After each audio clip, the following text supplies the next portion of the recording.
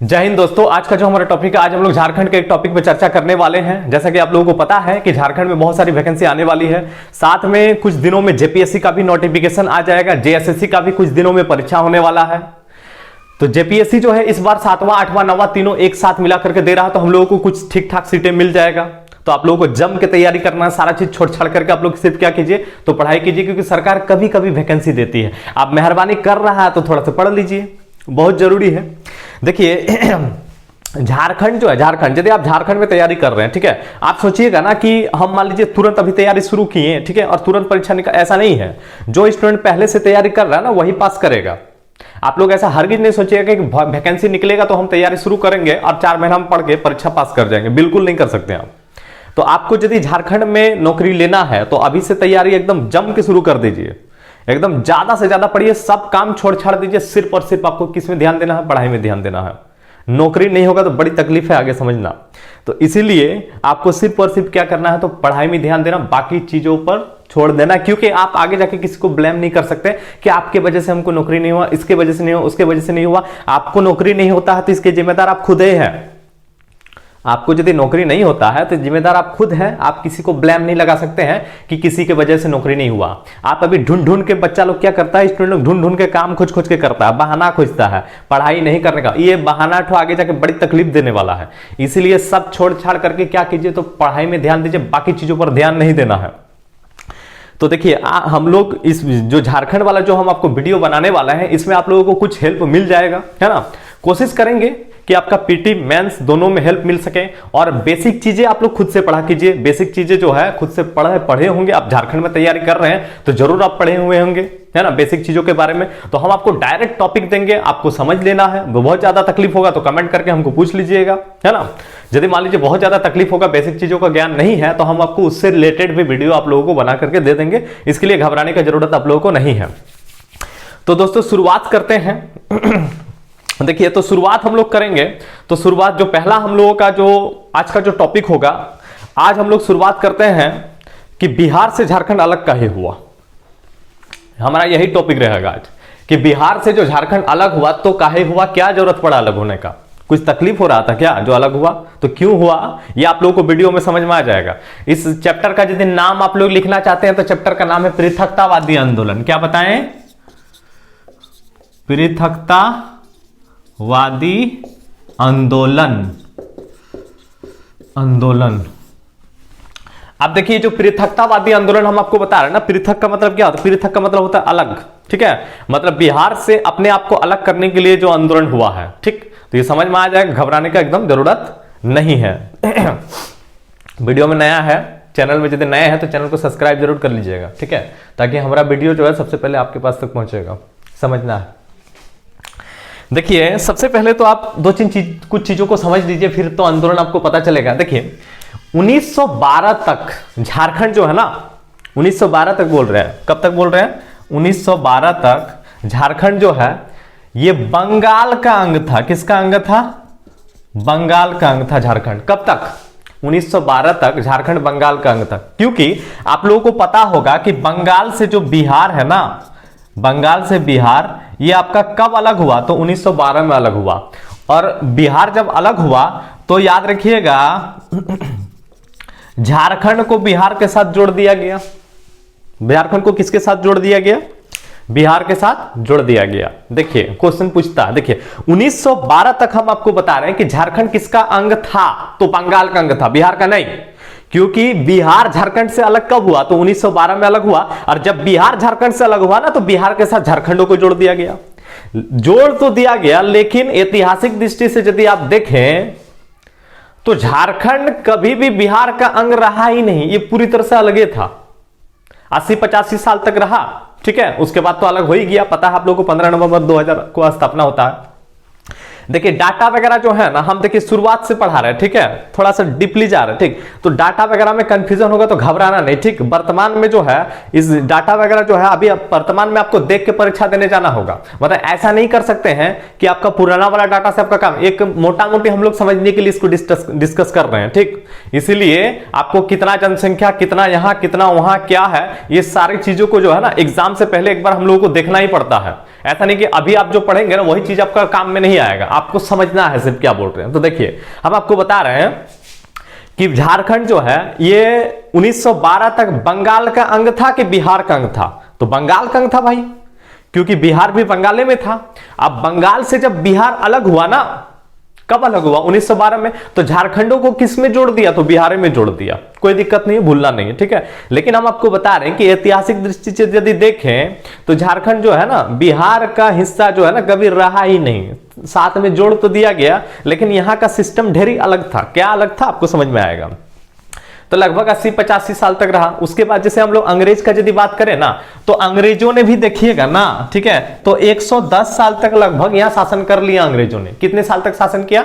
110 साल तक। तो अंग्रेजों ने जो 110 साल तक शासन किया ना, ध्यान से सुनिएगा, अंग्रेज प्रवेश को टॉपिक आता है हम लोग का, उसमें हम लोग डिस्कस करेंगे इसके बारे में, ठीक। तो अंग्रेजों ने, याद रखिएगा, सबसे अंतिम में यदि पूछा जाएगा कि सबसे अंतिम में 1937 में 1937 में सिंहभूम के कोल्हान क्षेत्र पर कब्जा किया था। ये आपको याद रखना है कि अंग्रेजों ने सबसे लास्ट में कहां कब्जा किया? तो सिंहभूम के कोल्हान क्षेत्र पर। हम आपको बताएं 1900 कितना बताएं तो 37 में कब्जा किया था। समझना है। एक क्वेश्चन हम लोग को और पूछता है कि झारखंड जो बता रहे ना, यहां बाहरी हस्तक्षेप सबसे ज्यादा कब हुआ? और झारखंडियों ने एकदम चुपचाप उसका बोल सकते हैं कि उसको बर्दाश्त कर लिया चुपचाप। तो एक पीरियड आपको याद रखना है, बहुत इंपॉर्टेंट है दोस्तों ये सब टॉपिक, ठीक है। देखिए यदि क्वेश्चन पूछ देना कभी कि झारखंड में बाहरी हस्तक्षेप जो है सबसे ज्यादा कब हुआ, तो याद रखिएगा 1900 से लेकर के 1917 तक झारखंड में बाहरी हस्तक्षेप सबसे ज्यादा हुआ है। और झारखंडियों ने बड़ी चुपचाप इसको आराम से स्वीकार किया, कोई ज्यादा कुछ विरोध वगैरह नहीं किया। देखिए एक्चुअली ये जो पृथकतावादी आंदोलन हम आपको बता रहे हैं ना, ये तभी शुरू हो जाता है जब, याद रखिएगा, 1912 में बंगाल से बिहार अलग हुआ था। बिहार और साथ में उड़ीसा भी अलग हुआ था। कौन कौन अलग हुआ था? बिहार और उड़ीसा। इसी दिन आंदोलन तो शुरू हो जाता है यदि देखा जाए तो। बात समझ पा रहे हैं आप लोग क्या बोल रहे हैं? अब देखिए पृथकतावादी आंदोलन तो हम लोग समझेंगे। पृथकतावादी आंदोलन क्या है? पृथक, बार बार बोल रहे हैं, पृथक का मतलब क्या होता है जी? तो याद रखिएगा अलग होता है। पृथक का मतलब क्या होता है? अलग। बिहार से झारखंड जो अलग हुआ तो काहे हुआ, कैसे हुआ, ये आपको जानना है। इसमें ऑब्जेक्टिव हो या सब्जेक्टिव हो, पीटी हो या मेंस हो, जेएसएससी हो, जेपीएससी हो, झारखंड का कोई भी एग्जाम हो, क्वेश्चन पूछा जाता है, ठीक है। देखिए तो इसमें थोड़ा सा सबसे पहले तो आपको भौगोलिक चीज को समझ लेना पड़ेगा कि आखिर ऐसा क्यों हो रहा था। ध्यान से सुनिएगा। अब जैसे झारखंड का जो क्षेत्रफल है आप लोगों को पता होगा 79714 वर्ग किलोमीटर है। ये तो पता है आप लोगों को, सबको पता होगा, ढेरी जन पढ़े होंगे, रटते भी होंगे। झारखंड का क्षेत्रफल कितना? तो 79714 वर्ग किलोमीटर। कितना बताएं? 79714 वर्ग किलोमीटर झारखंड का क्षेत्रफल, भूलना नहीं है, ठीक है, क्वेश्चन में पूछता है। तो देखिए झारखंड का क्षेत्रफल जो है कितना है? तो 79714 वर्ग किलोमीटर है। अब याद रखिएगा बिहार का जो भूभाग है उसका कितना परसेंट? तो 46.3%। घबराना एकदम है नहीं, इधर भी इधर उधर होगा तो एक पॉइंट में इधर उधर 46% तो रहेगा ही, ठीक है। तो याद रखिएगा 46.3% आपको बता रहे कि बिहार का मतलब ये कि बिहार से जब झारखंड अलग हुआ तो बिहार का कितना प्रतिशत क्षेत्र में झारखंड? तो याद रखिएगा 46 पॉइंट कितना बताएं? तो 3%। 46 पॉइंट कितना बताएं? 3%। ध्यान दीजिएगा क्या बोल रहे हैं। अब जब देखिए ये जब अलग हुआ, यहां पे देखिए ध्यान से सुनिएगा, तो अलग हुआ तो झारखंड कितना हो गया आपका? 46.3% अलग हो गया। अब अलग हुआ तो बहुत सारा चीज इधर आया। सबसे पहले देखिए तो झारखंड जनजातियों के लिए फेमस है। आप लोगों को पता होगा कि यहाँ पे कितना सारा जनजाति है, 32 जनजाति है। और 32 जनजाति एकदम कंठस्थ रहना चाहिए आप लोगों को, एग्जाम में ढेरी पूछता है। कितना को जनजाति? 32 को जनजाति। ये बहुत ही इंपॉर्टेंट टॉपिक है, ठीक है, आगे पढ़ाएंगे आप लोगों को। देखिए तो जब अलग हुआ ना, तो अलग हुआ तो देखिए हुआ क्या कि जितना भी जनजाति है ना, जितना जनजाति, तो कितना जनजाति? तो याद रखिएगा बिहार से जब, याद रखिएगा, झारखंड अलग हुआ तो आपका 93% जनजाति झारखंड में आ गया। कहां आ गया? झारखंड में आ गया। कितना प्रतिशत जनजाति? 93%। तो जनजाति तो आया ही, साथ में याद रखिएगा जंगल झाड़ वाला पूरा का पूरा क्षेत्र झारखंड में। आप देखिएगा बिहार में जंगल नहीं है, सारा क्षेत्र कहां? तो झारखंड में। तो यहां जनजाति कितना परसेंट आ गया? 93% जनजाति जो है ना, जब बिहार से झारखंड अलग हुआ तो यहीं पर आ गया। कहां पर आ गया? झारखंड में आ गया। अब देखिए झारखंड में यदि हम बातचीत करते हैं, यहां पर आ गया, चलिए ठीक है। अब झारखंड में क्वेश्चन पूछेगा कि जनजातियों की जनसंख्या कितना है झारखंड में। अब झारखंड जो अविभाजित जो बिहार है, मतलब याद रखिएगा जो झारखंड का बातचीत कर रहे हैं, यहां पे जनजाति की जनसंख्या आपको पूछेगा ना, तो टोटल आबादी का कितना परसेंट, तो याद रखिएगा 28%। ठीक है, अब ये हम आपको उस समय के हिसाब से बता रहे हैं, मिलाइएगा तो गड़बड़ा जाइएगा आप लोग। ठीक है, अब 28% हम आपको बता रहे हैं। ठीक, लेकिन जनजातीय क्षेत्र यदि कभी क्वेश्चन पूछ देगा ना कि आपका क्षेत्र के केवल कितने प्रतिशत भूभाग जो है जिसको हम लोग जनजातीय क्षेत्र बोलेंगे, तो याद रखिएगा 37%। मतलब समझिए, देखिए कि हम आपको बोले कि आपका जब बिहार से झारखंड अलग हुआ तो 93% जनजाति यहीं पर आ गया। ठीक है, लेकिन झारखंड में याद रखिएगा कितना परसेंट जनजाति, तो 28% जनजाति। ठीक है, और कितना परसेंट भूभाग को हम जनजातीय क्षेत्र बोलेंगे, तो 37% भूभाग को हम क्या बोलेंगे, जनजातीय क्षेत्र बोलेंगे। इसको आपको समझना। दूसरा और एक चीज हमको क्वेश्चन में और एक क्या पूछा जाता है कि क्वेश्चन पूछेगा कि कौन से जिला में सबसे ज्यादा जनजाति रहता है, तो बेझिझक रांची टिक कीजिएगा आप लोग। किसको टिक कीजिएगा, रांची टिक कीजिएगा। उसके बाद पूछेगा कहां रहता है, तो सिंहभूम में रहता है। तीसरा पूछेगा कहां रहता है, तो संथाल परगना में रहता है। ये सब चीजें आप लोगों को याद रखना पड़ेगा कि जनजाति की जनसंख्या सबसे ज्यादा कहां है, तो सबसे ज्यादा रांची में है। उसके बाद कहां है, तो उसके बाद सिंहभूम में है सबसे ज्यादा जनजाति। मतलब समझना, कहने का मतलब यह है कि बोल रहा है कि रांची में लगभग आपका 58.8 मतलब लगभग 59% जनजाति रांची में है। ठीक है, तो वहां रांची का बात कर रहा है, कहां का, रांची जिला का, कि उस जिले में, झारखंड का बात नहीं कर, उस जिले में, मतलब किस जिले में जनजाति सबसे ज्यादा, तो लगभग याद रखिएगा 59% जनजाति रांची में है ना। कितना परसेंट, बाकी याद रखिए लगभग 40% बाकी सारा है गैर जनजाति। तो इसलिए रांची में सबसे ज्यादा जनजाति किस जिला में, तो रांची में। उसके बाद पूछेगा तो सिंहभूम में। उसके बाद याद रखिएगा पूछेगा तो कहां, संथाल परगना में। ठीक, तो हम लोग देखिए पृथकतावादी आंदोलन पढ़ रहे हैं, और ये वाला जो टॉपिक है ना, ये एक वीडियो में थोड़ा कंप्लीट होगा, ये पार्ट में आएगा वीडियो। आप लोगों को बहुत सारा टॉपिक है इसमें, जितना भी आप लोग जानते होंगे, जयपाल सिंह वगैरह जो है, जिन्होंने बहुत कुछ किया है अलग करने के लिए। ठीक है, उन सब के बारे में आप लोगों को सब इसी में डिस्कस मिल जाएगा, इसी में चर्चा में आएगा वो सब सारा चीज। ठीक है, अब देखिए समझना आप लोगों को, यहां पे ये जो पृथकतावादी आंदोलन जो आपको हम बता रहे हैं, पृथकतावादी आंदोलन, ठीक है,